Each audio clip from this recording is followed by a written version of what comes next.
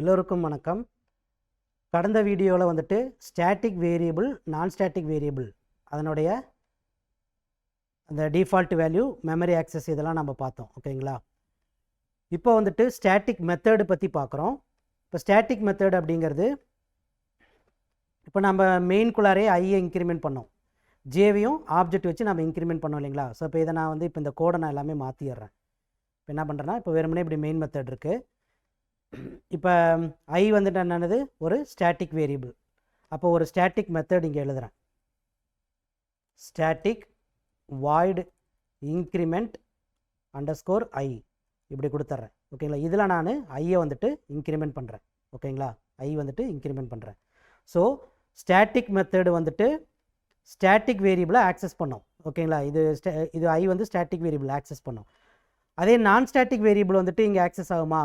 Access ஆகாது. இது வந்து என்னது, எரர். ஓகேங்களா? நான் ஸ்டாட்டிக் என்ன எரர் வரும்? நான் static variable cannot accessed from a static context இப்படி எரர் வரும் இல்லைங்களா? நான் ஸ்டாட்டிக் வேரியபிள் வந்துட்டு ஸ்டாட்டிக் மெத்தடுக்குள்ளார ஆக்சஸ் பண்ண முடியாது, ஸ்டாட்டிக் கான்டெக்ஸ்ட்டில் வந்துட்டு ஆக்சஸ் பண்ண முடியாதுன்னு எரர் வரும். ஓகேங்களா? ஸோ அப்போ இது வந்து அதான் பாருங்கள், இந்த எரர் காட்டுது. cannot make a static reference to the non-static field j இப்படி வருது இல்லையா? ஸோ அப்போ வந்துட்டு ஸ்டாட்டிக் மெத்தட்லேருந்து ஸ்டாட்டிக் வேரியபிளை டைரெக்ட் ஆக்சஸ் பண்ணலாம். இன்கேஸ் நான் ஸ்டாட்டிக் வேரியபிளாக இருந்தால் நம்ம என்ன பண்ணோம், ஆப்ஜெக்ட் வச்சு தான் ஆக்சஸ் பண்ண முடியும் இல்லைங்களா? சரி, நான் இந்த இடத்துல ஜேவை நான் யூஸ் பண்ணல, ஜே இப்படியே இருக்கட்டும். அடுத்து ஜே வந்துட்டு நான் ஸ்டாட்டிக் வேரியபிள். இப்போ அதை வந்து அதுக்கு வந்துட்டு ஒரு method void increment underscore J இப்படி மெத்தடு கொடுக்குறேன். இதில் நாம் ஜேவை இன்க்ரிமெண்ட் பண்ணலாம். ஜே வந்து நான் ஸ்டாட்டிக் வேரியபிள்.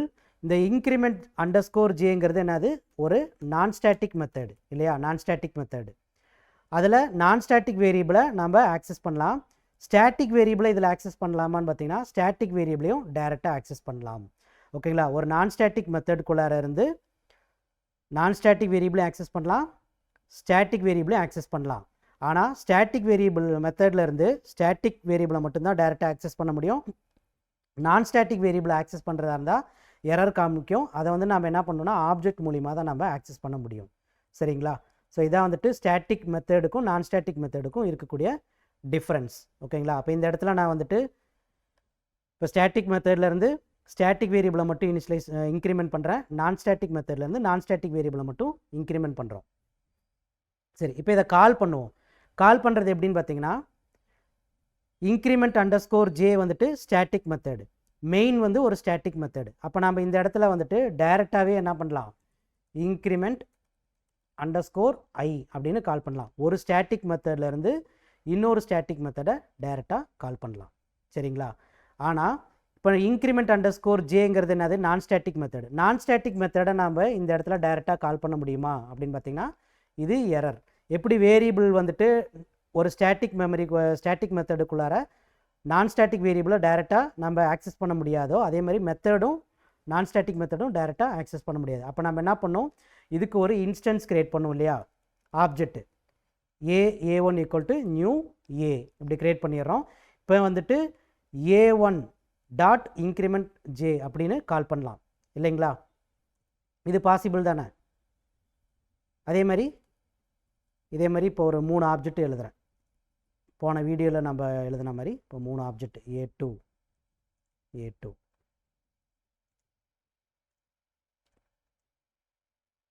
a3 ஓகேங்களா? ஸோ இந்த மாதிரி கொடுக்குறோம். ஸோ இது வந்து பார்த்திங்கன்னா நம்ம லாஸ்ட் வீடியோவில் எக்ஸ்பிளைன் பண்ண மாதிரி தான். ஃபஸ்ட்டு ஸ்டாட்டிக் வேரியபிள் வந்துட்டு இங்கே ஸ்டாட்டிக் பிளாக்கில் இனிஷியலைஸ் பண்ணியிருக்கோம் இல்லையா? 10ன்னு இனிஷியலைஸ் ஆகுமா? இப்போ வந்துட்டு ஸ்டாட்டிக் வேரியபிள் வந்துட்டு டேட்டா செக்மெண்ட்டில் ஸ்டாட்டிக் பூல் அப்படிங்கிற இடத்துல என்ன ஆகும், இங்கே 10ன்னு இனிஷியலைஸ் ஆயிரும். ஓகேங்களா? நான் ஸ்டாட்டிக் வேரியபிள் ஜேவை நம்ம இங்கே வந்து நான் ஸ்டாட்டிக் பிளாக்கில் அதுவும் 10ன்னு இனிஷியலைஸ் பண்ணியிருக்கோம். இப்போ a1, ஆனால் நான் ஸ்டாட்டிக் வேரியபிள் வந்து எப்போ அதனுடைய இது எக்ஸிக்யூட் ஸ்டார்ட் ஆகும்னு பார்த்தீங்கன்னா, அந்த கிளாஸுக்கு நீங்கள் ஆப்ஜெக்ட் கிரியேட் பண்ணுறப்ப, இப்போ நீங்கள் ஆப்ஜெக்ட் கிரியேட் பண்ணுறப்ப இந்த சிச்சுவேஷனில் ஜே வந்துட்டு 10 அப்படின்னு இனிஷியலைஸ் ஆயிரும். ஓகேங்களா? a1 ஆப்ஜெக்டில் 10 இனிஷியலைஸ் ஆயிரும். அப்போ இந்த இடத்துல ஜே வந்து என்னன்னு பார்த்தீங்கன்னா 10 இல்லையா? இப்போ இங்கே பாருங்கள் இன்க்ரிமெண்ட் மெத்தடை கால் பண்ணுறோம். ஓகேங்களா, இந்த மெத்தடை வந்து கீழே எழுதுகிறேன். இன்க்ரிமெண்ட் மெத்தடை கால் பண்ணுறேன். இன்க்ரிமெண்ட் அண்டர்ஸ்கோர் ஐ. அப்போ என்ன ஆகுது, ஐ வந்துட்டு 10, 10லேருந்து ஒன்று இன்க்ரிமெண்ட் ஆகும்.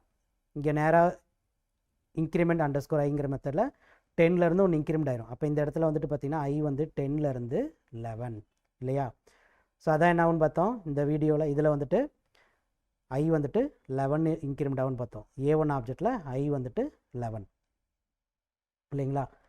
நான் இது ரெண்டையும் பிரிண்ட் பண்ணுறதுக்கு ஒரு ஷோ அப்படின்னு ஒரு மெத்தட் எழுதுகிறேன். நான் ஸ்டாட்டிக் மெத்தட் வாய்டு ஷோ.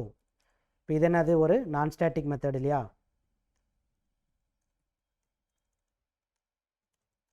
நான் ஸ்டாட்டிக் மெத்தடில் ஸ்டாட்டிக் வேரியபிளையும் நம்ம ஆக்சஸ் பண்ணலாம், நான் ஸ்டாட்டிக் வேரியபிளையும் ஆக்சஸ் பண்ணலாம்.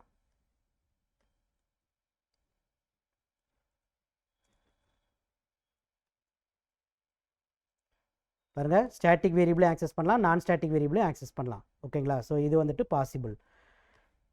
இப்போ வந்துட்டு A1 dot show, A1 object வச்சுட்டு A1 டாட் ஷோ வந்துட்டு நான் ஸ்டாட்டிக் மெத்தடு.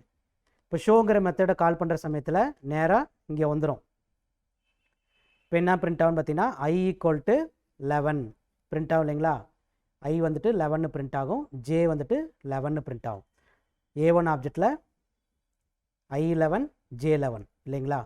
அடுத்து ரெண்டாவது வந்து பார்த்திங்கன்னா A2ங்கிற ஆப்ஜெக்ட் க்ரியேட் பண்ணுறோம். A2ங்கிற ஆப்ஜெக்ட் க்ரியேட் பண்ணுறப்ப A2வில் வந்துட்டு நான் ஸ்டாட்டிக் வேரியபிள் J வந்துட்டு 10 அப்படின்னு இனிஷியலைஸ் ஆகும். இப்போ இங்கே வந்துட்டு A2வில் 10 ஓகேங்களா. A2 ஆப்ஜெக்ட்டுக்கு நான் ஸ்டாட்டிக் வேரியபிள் 10. J வந்துட்டு நான் ஸ்டாட்டிக் வேரியபிள், I வந்துட்டு ஸ்டாட்டிக் வேரியபிள். இது வந்துட்டு இதனுடைய லேட்டஸ்ட் வேல்யூ என்னது 11 ஓகேங்களா. இது திரும்ப ரீஇனிஷியலைசேஷன் ஆகாதுன்னு பார்த்தோம்.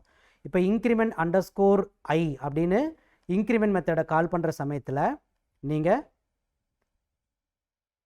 இந்த இடத்துல ஐ ப்ளஸ் ப்ளஸ். இப்போ என்ன ஆகுன்னு பார்த்தீங்கன்னா ஐ வந்துட்டு 11லேருந்து 12 இல்லையா, 12. அப்போ என்னான்னு பார்த்தீங்கன்னா ஐ வந்து 12. அப்போ A2 ஆப்ஜெக்டில் வந்துட்டு ஐ வந்து என்னது, இப்போ 11லேருந்து 12ன்னு வரும். A2 ஆப்ஜெக்டில் ஐ வந்துட்டு 12. சரி, A2 ஆப்ஜெக்டில் J வந்து என்னது 10. இப்போ நம்ம இன்க்ரிமெண்ட் ஜேங்கிற மெத்தடை கால் பண்ணுறோம், ஆப்ஜெக்ட் வச்சு கால் பண்ணுறோம். A2 dot increment underscore J. அப்போ என்ன ஆகுன்னு பார்த்தீங்கன்னா இங்கே இந்த மெத்தடில் ஜே வந்து இன்க்ரிமெண்ட் ஆகும். 10லேருந்து என்ன ஆகும் 11 இன்க்ரிமெண்ட் ஆகும். அப்போ என்ன ஆகுன்னு பார்த்தீங்கன்னா இந்த இடத்துல 10லேருந்து 11 வருமா.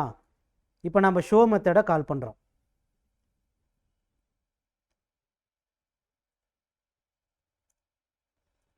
A2 டாட் ஷோ ஓகேங்களா. அப்போ என்ன ஆகுன்னு பார்த்தீங்கன்னா I12 J வந்துட்டு 11. A2 ஆப்ஜெக்டில் J வேல்யூ என்னது 11 இல்லையா.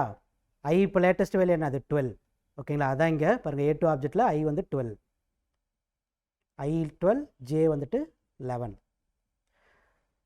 நெக்ஸ்ட்டு வந்துட்டு A3ங்கிற ஆப்ஜெக்ட் க்ரியேட் பண்ணுற சமயத்தில்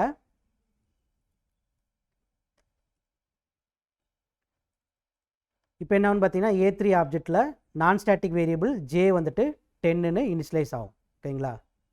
இங்கே வந்துட்டு இது என்னாகும் 10ன்னு இனிஷியலைஸ் ஆயிரும் ஓகேங்களா. அடுத்து இன்க்ரிமெண்ட் அண்டர்ஸ்கோர் ஐ, இன்க்ரிமெண்ட்னு சொல்லக்கூடிய ஸ்டாட்டிக் மெத்தடை கால் பண்ணுறோம். அதில் வந்து ஐயை இன்க்ரிமெண்ட் பண்ணுறோம். ஐனுடைய லேட்டஸ்ட் வேல்யூ என்னது இப்போ 12, 12லேருந்து ஒன்று இன்க்ரிமெண்ட் ஆச்சுன்னா 13 ஓகேங்களா. 13 வரும். A3 ஆப்ஜெக்டை வச்சு இன்க்ரிமெண்ட் அண்டர்ஸ்கோர் ஜேன்னு கால் பண்ணுறப்ப ஜே இன்க்ரிமெண்ட் ஆகும். A3 ஆப்ஜெக்டில் ஜே என்னது 10, 10லேருந்து ஒன்று இன்க்ரிமெண்ட் ஆச்சுன்னா 11 இல்லையா. தென் A3 ஆப்ஜெக்ட் வச்சுட்டு ஷோ மெத்தடை கால் பண்ணுறோம். A3 டாட் ஷோ ஓகேங்களா. அப்போ என்ன ஆகும் I13 ஜே வந்துட்டு 11. ஸோ அதான் வந்துட்டு இந்த இதில் A3ல் I11 சரி I13 ஜே வந்து 11 ஓகேங்களா. ஸோ ரன் பண்ணி பார்ப்போமா. ஸோ பாருங்கள் I11 J11 I12 J11 I13 J11 ஓகேங்களா. இந்த ஸ்டாட்டிக் மெத்தடை பற்றி சொல்கிறப்ப ஒரு மெத்தட் இப்போ மெயின் வந்து ஸ்டாட்டிக் மெத்தடு. ஸ்டாட்டிக் மெத்தட்லேருந்து இன்னொரு ஸ்டாட்டிக் மெத்தடை டைரெக்டாக கால் பண்ணலாம். நான் ஸ்டாட்டிக் மெத்தடாக இருந்தால் நம்ம ஆப்ஜெக்ட் வச்சு தான் கால் பண்ண முடியும். ஓகேங்களா? அதே சமயம் ஸ்டாட்டிக் மெத்தடுக்கு இன்னொரு அட்வான்டேஜ் என்னன்னு பார்த்தீங்கன்னா, நம்ம அதை கிளாஸை வச்சும் கால் பண்ணலாம். ஓகேங்களா? இங்கே பாருங்கள், நம்ம a.increment_i கால் பண்ணலாம், அல்லது டைரெக்டாகவும் increment_i கால் பண்ணலாம். இங்கே பாருங்கள், a.increment_i a.increment_i கால் பண்ணலாம். இதுவும் பாசிபிள். ஆப்ஜெக்ட் வச்சும் கால் பண்ணலாம், இதுவும் பாசிபிள் தான். ஓகேங்களா? பாருங்கள், இது வந்துட்டு பாசிபிள். ஆனால் என்னன்னு வரும்னு பார்த்தீங்கன்னா வார்னிங் காமிக்கும். ஏன்னா ஸ்டாட்டிக் மெத்தடை ஸ்டாட்டிக் வழியில் ஆக்சஸ் பண்ணுங்கன்னு காமிக்கும். The static method increment_i from the type a should be accessed in a static way. Static வேல ஆக்சஸ் பண்ணுங்கள். அதாவது எய்தர் கிளாஸ் வச்சு a.increment_i கொடுக்கலாம், அல்லது நம்ம மெயின் ஸ்டாட்டிக்னால நம்ம டைரெக்டாக கால் பண்ணலாம். ஓகேங்களா? ஆப்ஜெக்ட் வச்சும் கால் பண்ணலாம், அது பாசிபிள் தான், அது எரர் கிடையாது. ஓகேங்களா? இப்போ நீங்கள் இது வந்துட்டு இதை நான் கமெண்ட்டில் கொடுத்துட்டு இங்கே வந்து பாருங்கள், a1.increment_i கொடுக்குறேன்னு வச்சுக்கோங்களேன், இது பாசிபிள் தான். a2 a3 ஓகேங்களா? பாசிபிள் தான், ஆனால் வார்னிங் மட்டும் வரும்.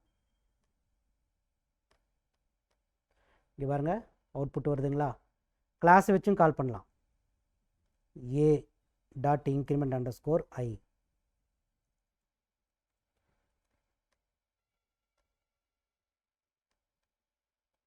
பாசிபிள் இல்லைங்களா? இப்போ பாருங்கள், வார்னிங் இல்லை இல்லையா? அதேமாதிரி மெயின் ஸ்டாட்டிக்ங்கிறனால ஸ்டாட்டிக் மெத்தட்லேருந்து இன்னொரு ஸ்டாட்டிக் மெத்தடை டைரெக்டாகவும் கால் பண்ணிக்கலாம், இதுவும் பாசிபிள் தான். ஓகேங்களா? பாருங்கள், ரன் ஆகுது இல்லையா? ஸோ இதான் வந்துட்டு ஸ்டாட்டிக் மெத்தடு. ஓகேங்களா? அதை எப்படி இங்கே யூஸ் பண்ணுறோம் அப்படிங்கிறது பார்க்குறோம். Static method, static variable. அதேமாதிரி non static method, non static variable. சரிங்களா? தேங்க்யூ.